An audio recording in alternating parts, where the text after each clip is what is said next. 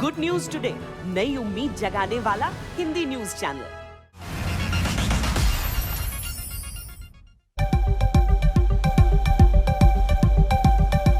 नमस्कार, आप देख रहे हैं आज तक। आपके साथ मैं हूं सईद अंसारी। स्वागत है आपका खबरदार में। खबरदार में सबसे पहले खबरों को आइए खबरदार के लेंस से हम देख लेते हैं। अफगानिस्तान में तालिबान के पंजे से अब तक आजाद रहे पंजशीर का युद्ध अब फाइनल राउंड में पहुंच चुका है। तालिबान पंजशीर पर जो भी दावे कर रहा है उनकी ब्रेकिंग न्यूज लगातार पाकिस्तानी मीडिया में चल रही है, लेकिन सच ये है कि पंजशीर में युद्ध अभी बाकी है। लेकिन खबर यह भी है कि पाकिस्तानी खुफिया एजेंसी ISI के चीफ ने तालिबान को दिलासा दिया है कि अब पाकिस्तान ही तालिबान को पंजशीर जीत कर देगा। पंजशीर में तालिबान के इस ISI सर्टिफाइड प्लान से आज हम दुनिया को करेंगे खबरदार। और इसके बाद हम तालिबान में सरकार बनाने को लेकर चल रहे गृह क्लेश और अफगानिस्तान में पैदा हो चुके गृह युद्ध जैसी स्थिति के बारे में आपको बताएंगे। एक अमेरिकी अधिकारी ने दावा किया है कि अफगानिस्तान में अब किसी भी समय गृह युद्ध शुरू हो सकता है। ये बात की आशंका इसलिए भी बहुत ज्यादा है क्योंकि तालिबान के आतंकवादी कुनबे में अब वर्चस्व की लड़ाई तेज हो गई है। तो क्या अमेरिका अफगानिस्तान के साथ साथ तालिबान के हाथ में उस्तूरा देकर भी गया है? ये समझने के लिए आपको अफगानिस्तान की ताजा स्थिति समझनी पड़ेगी। इसके अलावा आज खबरदार में हम आपको दिखाएंगे कि जब उत्तर प्रदेश के मुजफ्फरनगर में किसान महापंचायत ने नए कृषि कानूनों के विरुद्ध हुंकार भरी तो कैसे राजनीति के खेतों में हलचल मच गई। आज मुजफ्फरनगर में किसान नेता टिकैत ने सरकार को क्या अल्टीमेटम दिया, ये भी हम आपको बताएंगे। तो आइए शुरुआत करते हैं। एक पुरानी कहावत है कि बंदर के हाथ में उस्तरा नहीं लगना चाहिए। इसका अर्थ यह है कि मूर्ख व्यक्ति के हाथ में अगर कोई शक्ति या अधिकार नहीं आना चाहिए, क्योंकि उसका परिणाम उसके लिए ही नहीं बल्कि दूसरों के लिए भी हानिकारक हो सकता है। तो आज अमेरिका को यह बात समझ में आ रही होगी जिसने तालिबान के हाथ में अफगानिस्तान थमा दिया, जिसका परिणाम पूरी दुनिया देख रही है। तालिबान से न तो अफगानिस्तान संभल रहा है और न ही वो अपनी सरकार ही बना पा रहा है। स्थिति ऐसी हो गई कि तालिबान में गृह क्लेश बढ़ता जा रहा है, अफगानिस्तान गृह युद्ध की तरफ बढ़ता जा रहा है। पंजशीर में तालिबान और रेसिस्टेंस फ्रंट के बीच जारी खूनी युद्ध का फाइनल राउंड चल रहा है, जिसमें दोनों तरफ से अपनी अपनी बढ़त के दावे हैं। तालिबान ने दावा किया कि उसके लड़ाके पंजशीर के गवर्नर हाउस पर कब्जा कर चुके हैं, तो रेसिस्टेंस फ्रंट ने तालिबान के 600 लड़ाकों को ढेर करने का दावा किया है। और इस सब के बीच पाकिस्तान वो बंदर बना हुआ है जो दो बिल्लियों की लड़ाई में मलाई खाए जा रहा है।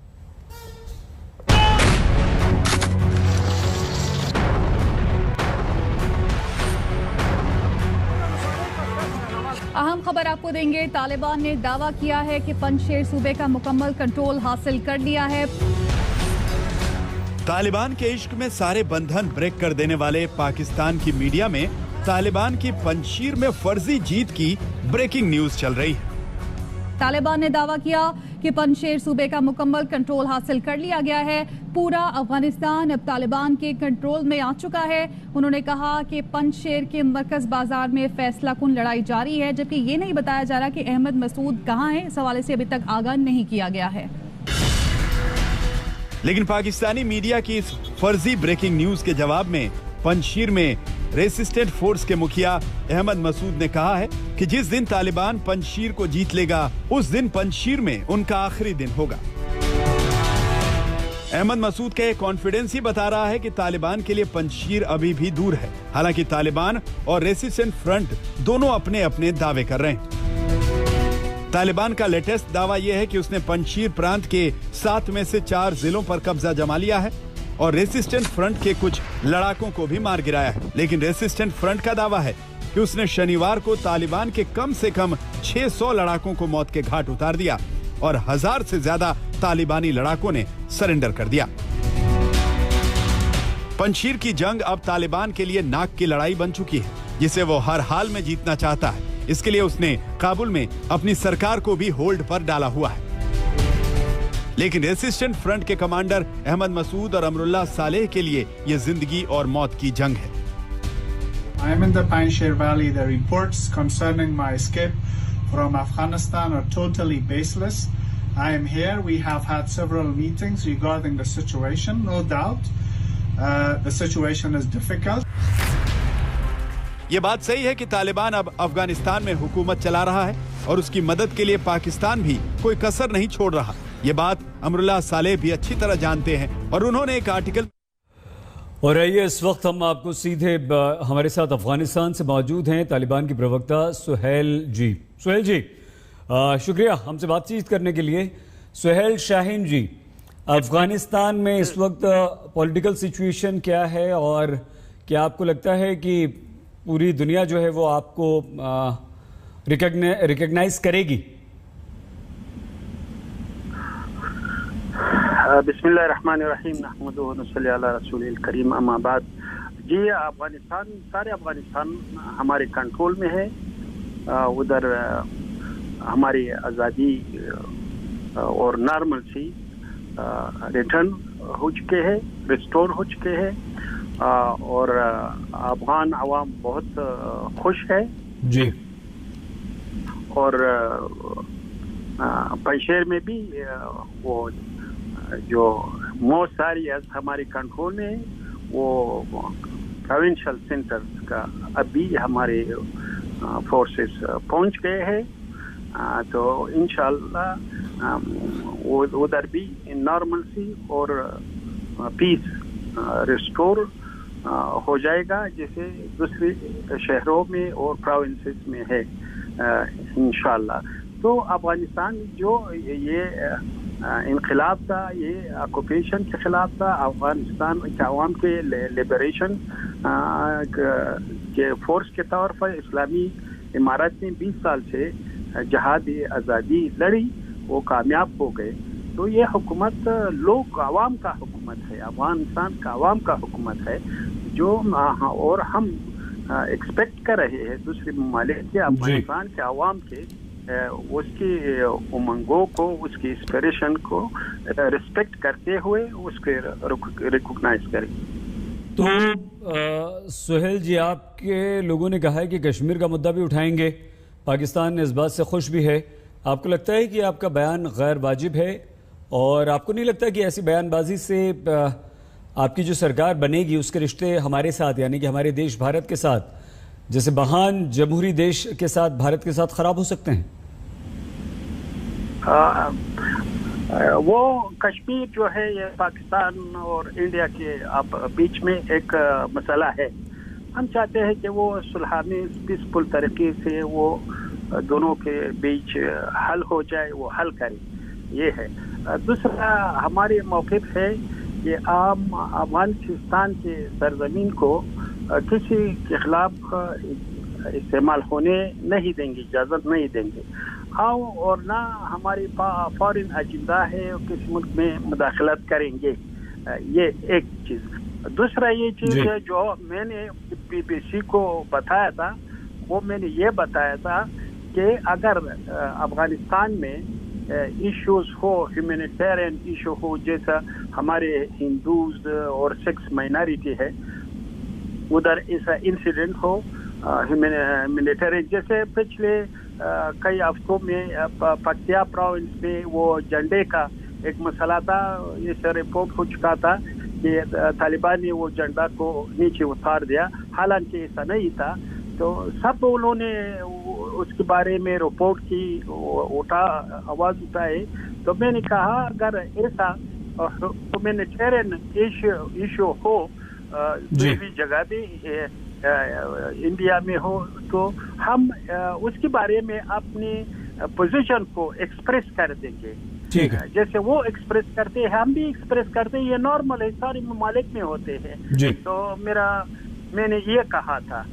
फिर आपके मीडिया आउटलेट ने इसको डिस्टोर्ट करके उन्होंने पता नहीं क्या बनाया था, जो वो मैं भी हैरान हो गया क्यों। ठीक है, आज आपने क्लियर कर दिया है, आपने सुहेल जी क्लियर भी कर दिया, आप लाइव भी हैं, पूरा हिंदुस्तान आपको सुन भी रहा है। लेकिन सुहेल जी, तालिबान ने यह भी कहा है ना कि अफगानिस्तान की जमीन का इस्तेमाल दहशतगर्दी के लिए नहीं किया जाएगा। अभी आपने ये बात कही, ये बात तो बहुत अच्छी है, लेकिन दुनिया इस पर कितना भरोसा करे और कैसे भरोसा करें हम?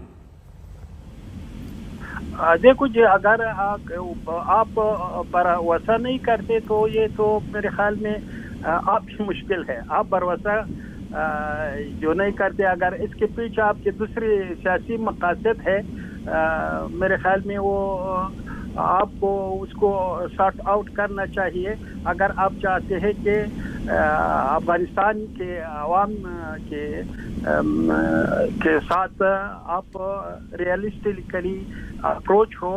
और तो आपको नहीं चाहिए कि पॉलिटिकल मोटिव्स के खातिर आप एक मानदाना और हॉस्टाइल पोजीशन हो, लेकिन हम जो कहते हैं उस पर अमल करते हैं। ये हमारी नेशनल इंटरेस्ट में है, ये हमारी पॉलिसी है कि हम किसी मुल्क में मुदाखलत नहीं करते। हम जो काम करते हैं वो मरकूज होते हैं, फोकस करते हैं अफगानिस्तान के रिकंस्ट्रक्शन पर। ये पॉलिसी है। अलबत्ता जो मैंने पहले बताया था, जो हम जैसे दूसरे ममालिक करते हैं, अगर कोई इंसिडेंट हो ह्यूमन राइट्स की वायलेशन का, तो दूसरे ममालिक भी अपनी पोजीशन को एक्सप्रेस करते हैं, हम भी करेंगे। लेकिन इसका मतलब नहीं है कि हमने उधर से गन उठाया, किसी मुल्क में मिलिट्री इंटरवेंशन किया, क्योंकि ये हमारी पॉलिसी नहीं है। ठीक है, तो ये बात ठीक है। लेकिन सुहेल शाहीन जी, अफगानिस्तान में तालिबान की सरकार अभी तक नहीं बनी है, तारीख का ऐलान नहीं हुआ है, और उससे पहले ही पाकिस्तान की जो खुफिया एजेंसी ISI उसके चीफ काबुल पहुंच चुके हैं। इसको सुहेल जी दुनिया बहुत शक की निगाह से देख रही है, आप कैसे देखते हैं इसे? देखो जी, वो हमारे जो ओपोनेंट्स है, जो काबुल इदारे के जो पहले उधर के बहुत हाई रैंकिंग ऑफिशियल थे, वो पाकिस्तान में गए, उधर बैठे हुए कई उसके वो जो पर्सनलिटीज है, जो ऑफिशियल है, उधर बैठे हुए हैं। तो उससे भी कनेक्टेड है शायद वो उसके डिमांड को हमारे ओपोनेंट्स के ताकि कुछ रिकॉन्सिलिएशन के बारे में तो उन्होंने भेजा है। तो ये हमारे से उतना ज़्यादा कनेक्टेड नहीं है, और ज़्यादातर उससे कनेक्टेड है।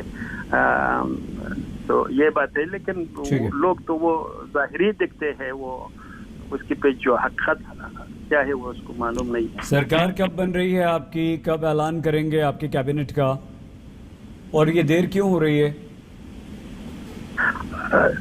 देर तो इसलिए हो रही थी कि एक बार तो हम मुशावरत करते थे, हम सारे अफगान सियासियों से, पॉलिटिशियन से, दूसरे के हम आपस में भी मुशावरत करते थे। तो लेकिन जो वो मुशावरत का जो मरहला था कंसल्टेशन का, वो मुकम्मल हो चुका है। अभी बाकी है ऐलान, इंशाल्लाह जल्दी ऐलान हो जाएगा। कोई डेट बता सकते हैं आप कब ऐलान होगा, कब प्रोग्राम सेरेमनी होगी? जी, टाइम फ्रेम तो मुझे मालूम नहीं, क्योंकि वो डिटेल्स काबुल में है। लेकिन मुझे ये मालूम है कि सब मुकम्मल हो चुका है, लेकिन अभी ऐलान बाकी है। कहीं ऐसा तो नहीं सुहेल जी कि पंजशीर की वजह से रुका हुआ है ऐलान? वो मेरे ख्याल में वो पंजशीर का जो है वो तो हल हो चुका है, ये तो समझ लो। क्योंकि आज जो मैंने रिपोर्ट देखे है, हमारे जो सिक्योरिटी फोर्सेस है वो भी प्रोविंशियल सेंटर को भी दाखिल हो चुके हैं, और तो वो नहीं होगा है वो मसला।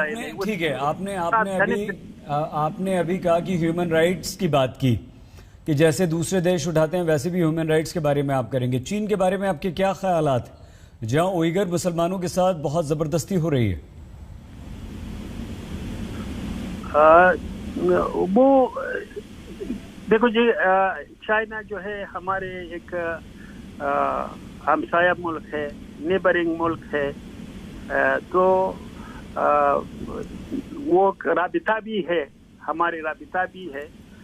तो जो भी हो, इंशाल्लाह एक नेबरिंग मुल्क के तौर पर जो वो चाहते हैं हमारे साथ अफगानिस्तान के रिकंस्ट्रक्शन में ताउन भी करे, तो अपनी डिप्लोमेटिक मीटिंग्स में इंशाल्लाह हम उनसे बात करेंगे, जो भी चाहे उससे बातचीत करेंगे।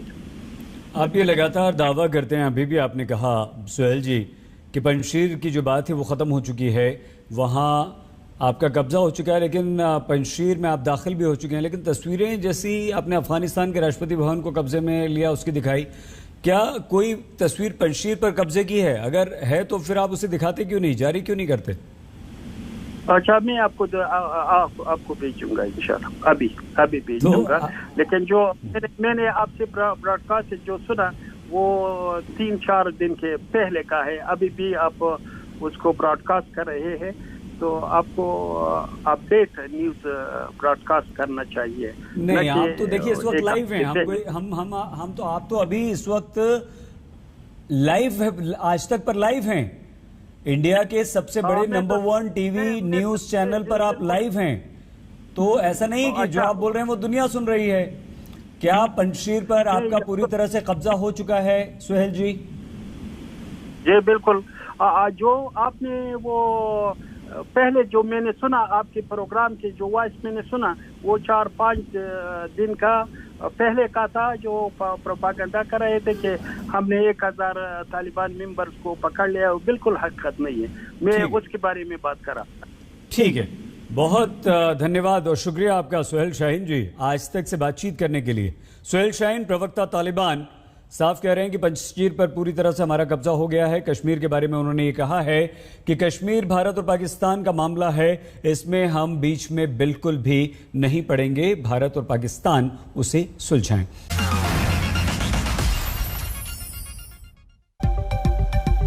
यूपी के चुनावी खलिहान में जबरदस्त घमासान है। सब खेत जोतने, बीज बोने, खाद पानी डालने, फसल काटने के जुगाड़ में लगे हुए हैं। बीजेपी अपनी नर्सरी का पौधा लगाने में लगी है। समाजवादी बहुजन समाज पार्टी को अपनी फसल की चिंता है। कांग्रेस अपनी बंजर जमीन को उपजाऊ बनाने में है।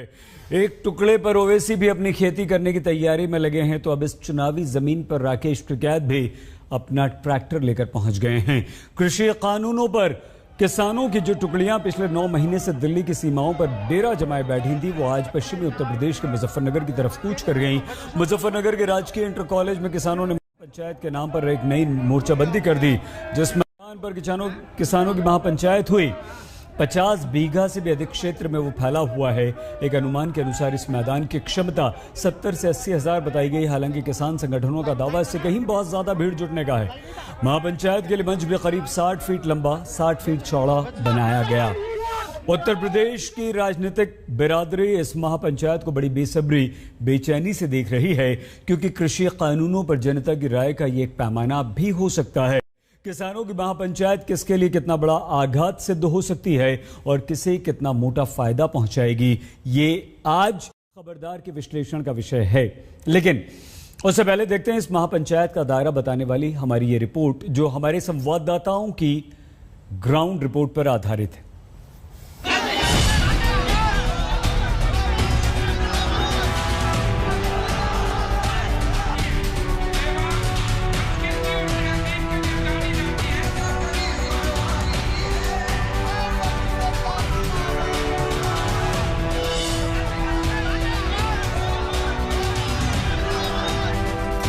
आदमी कोई हो सकता है, उसकी विचारधारा हो सकती है कि जो चुनाव की जिसने बात करी, लेकिन संयुक्त मोर्चे तो चुनाव के पक्ष में नहीं हो, तो चुनाव लड़ेंगे नहीं, चुनाव तो नहीं लड़ेंगे। असली फिल्म शुरू होने से पहले ही राकेश टिकैत ने डिस्क्लेमर दे दिया, इस इनकार के साथ कि वो चुनाव नहीं लड़ेंगे।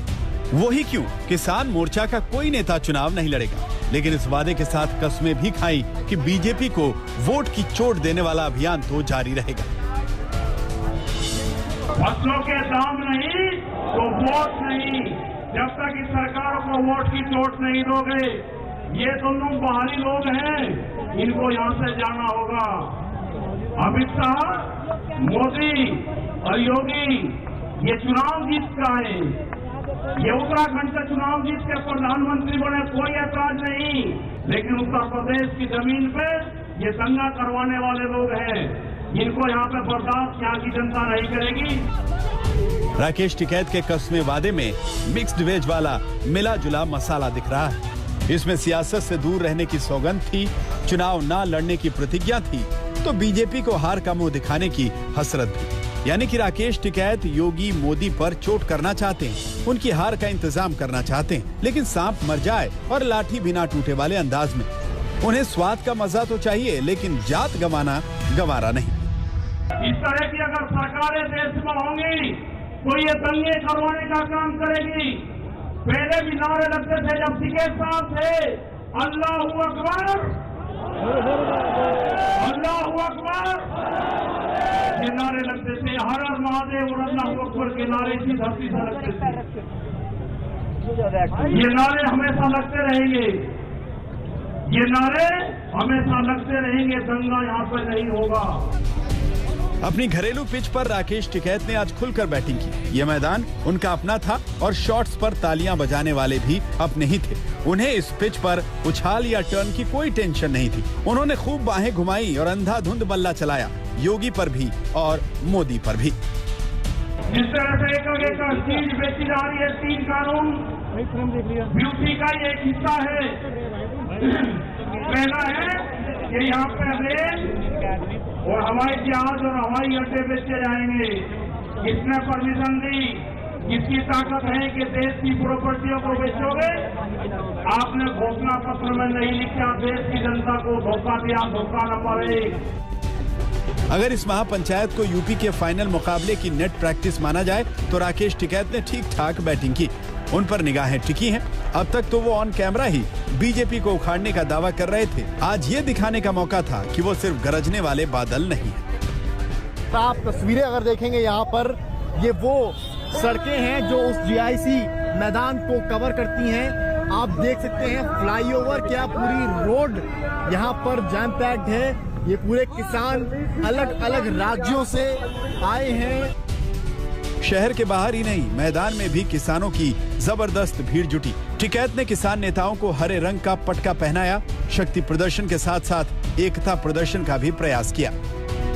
पूरी तरह से ये जो जीआईसी मैदान है वो इस वक्त पटा पड़ा है, बिल्कुल जगह नहीं है। जहाँ भी आप देखेंगे किसानों की भीड़ लगी हुई है और सिर्फ ग्राउंड में ही आपको आसपास की बिल्डिंग के ऊपर दिखाते हैं कि किस तरीके से जहां पर जिसको जगह मिली है वो वहीं से ये ऐतिहासिक जो महापंचायत है उसका एक तरीके से चश्मदीद बनने के लिए खड़ा है।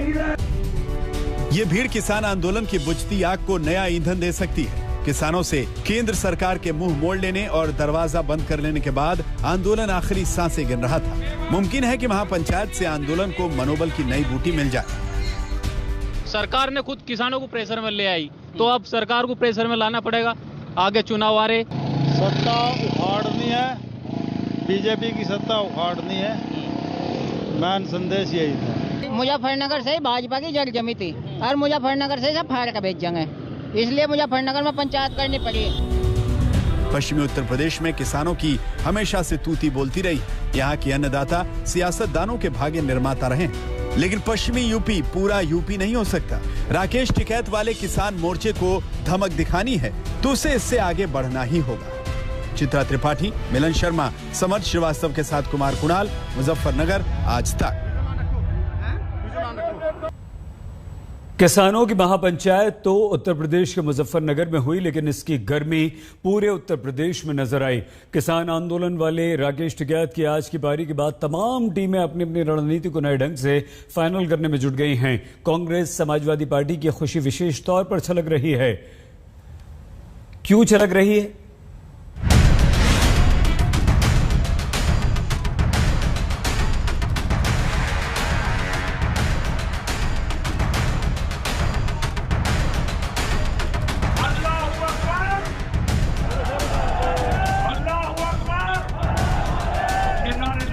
मुजफ्फरनगर की यह महापंचायत खत्म होते ही किसान संगठनों का अगला एक्शन प्लान सामने आ गया है।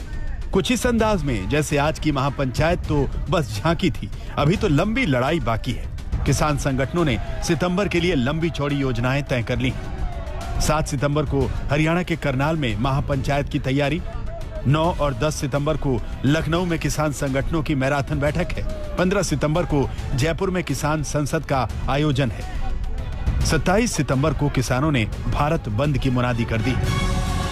देश में बड़े बड़े आंदोलन ये चलाने पड़ेंगे। आज से जो संयुक्त मोर्चा ने फैसले लिए हैं उसके तहत हमको बड़ी बड़ी मीटिंगें पूरे देश भर में करनी पड़ेगी। अब ये मिशन खाली मिशन उत्तर प्रदेश और ये नहीं उत्तराखंड उत्तराखंड मिशन होगा संयुक्त मोर्चे का देश बचाने का। ये देश बचेगा, ये संविधान बचेगा। राकेश टिकैत जिस किसान आंदोलन को अब दिल्ली सीमा से खींचकर पश्चिमी यूपी के केंद्र में लाना चाहते हैं, उसके सियासी मकसद को लेकर कोई शक नहीं होना चाहिए। ना तो बस बहाना है, यूपी में बीजेपी ही निशाना है और किसानों की ये लामबंदी गैर बीजेपी दलों के लिए बिन मांगे मुराद जैसी है। अखिलेश, मायावती और प्रियंका गांधी सब के सब मुजफ्फरनगर की भीड़ देखकर फूले नहीं समा रहे। संकल्प पहला पन्ना खोलिए, पहले पन्ने पे लिखा है कि किसान की हम पैदावार की आय दोगुनी कर देंगे। बताओ किसान भाइयों, इनसे कब आय मांगोगे दुगनी?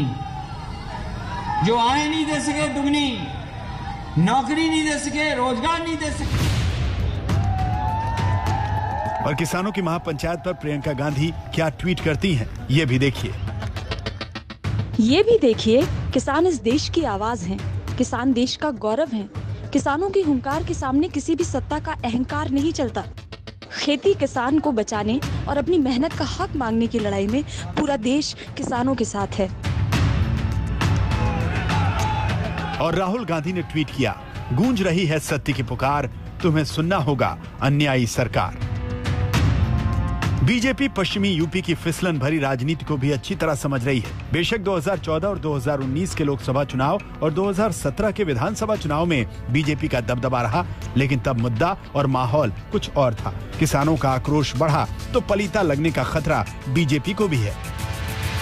निवेदन है कि उसे किसान पंचायत मत कहिए, उसे कांग्रेस पंचायत कहिए, सपा पंचायत कहिए, बसपा पंचायत कहिए, लोकदल पंचायत कहिए। किसान भाजपा के साथ है, किसान इस पंचायत के साथ है ही नहीं, क्योंकि किसानों के हित में भाजपा ने, मोदी जी ने, योगी जी ने, हमारी सरकार ने लगातार काम किया। उसके बहुत बड़े परिणाम किसानों के जीवन में आए हैं और हम किसान के बेटे हैं, स्वयं किसानी किए हैं। हम जानते हैं कि भ्रष्टाचार पर अगर लगाम लगी है तो सबसे ज्यादा दर्द किसको होगा। केशव मौर्य जिस महापंचायत का बड़े आराम से सरलीकरण कर रहे हैं, जिसे कांग्रेस समाजवादी पार्टी का प्लान बता रहे हैं, उसी महापंचायत से उनकी ही पार्टी के सांसद वरुण गांधी को बेहद डर लग रहा है। उनका ये ट्वीट देखिए। आज के प्रदर्शन में लाखों किसान इकट्ठे हुए, वो हमारे अपने हैं। उनसे सम्मानजनक तरीके से संवाद करने की जरूरत है। हमें उनका दर्द समझना होगा, उनकी राय समझनी होगी, उनके साथ मिलकर काम करना होगा। यानी कि बीजेपी को अदना सा लगने वाला आंदोलन वरुण गांधी को विशाल दिख रहा है। वरुण गांधी को किसानों का दर्द बड़ा दिख रहा है, उनकी पीड़ा बड़ी दिख रही है, क्योंकि शायद वो दूर की देख रहे हैं। चित्रा त्रिपाठी, मिलन शर्मा, समर श्रीवास्तव के साथ कुमार कुणाल, मुजफ्फरनगर, आज तक। खबरों की दुनिया में आज नया धमाका हुआ। दुनिया के पहले positive news channel good news today की आज लॉन्चिंग हो गई है।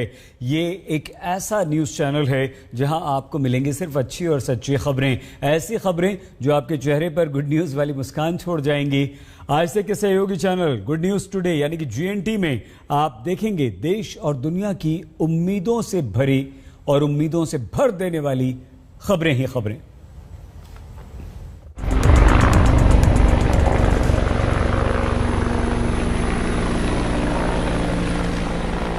आसमान की ऊंचाइयों तक हो गया है उद्घोष कि नया इतिहास लिखा जाएगा।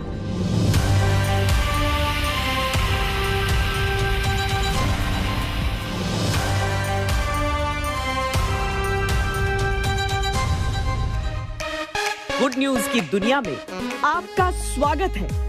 आ गया है इंडिया टुडे ग्रुप का गुड न्यूज टुडे, एक ऐसा हिंदी न्यूज चैनल जो खबरों की दुनिया और आपका नजरिया बदलने आया है।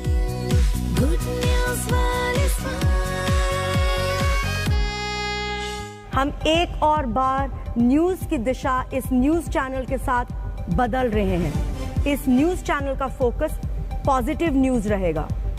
कोरोना की सबसे बड़ी सीख है कि जब कुछ भी चीज आपके कंट्रोल में नहीं है तो वो क्या एक चीज है जो हमें संभाल सकती है, वो है आत्मविश्वास।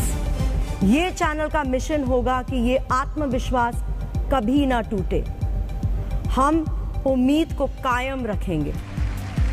आज तक HD और इंडिया टुडे के बाद गुड न्यूज टुडे ग्रुप का चौथा न्यूज चैनल है।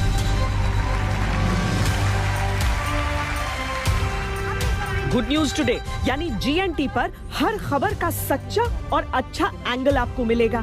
हमारे हीरोज की कहानियां होंगी, प्रेरणादायक खबरें होंगी। रोज रात 9 बजे भारत की बात सुनाएंगे सोनू सूद, यानी वो जो अपने काम की वजह से पिछले 1.5 साल से गुड न्यूज का पर्याय बन चुके हैं। आपके साथ देश की बात सुनाता है। अच्छी बातें सुन लो मेरे। इंडिया टुडे ग्रुप न्यूज की दुनिया में हमेशा क्रांति करता आया है और गुड न्यूज टुडे संघर्ष भरी दुनिया में मुस्कुराहटों की क्रांति है।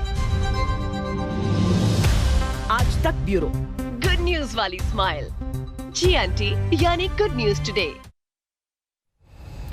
आप भी कोशिश कीजिए अपने चेहरे पर गुड न्यूज वाली स्माइल जरूर रखिए और GNT यानी कि गुड न्यूज टुडे आज से देखना शुरू कर दीजिए। बहुत छोटा सा ब्रेक, अपना प्लीज बहुत ख्याल रखिएगा। देखते रहिए आज तक। आज तक बेमिसाल।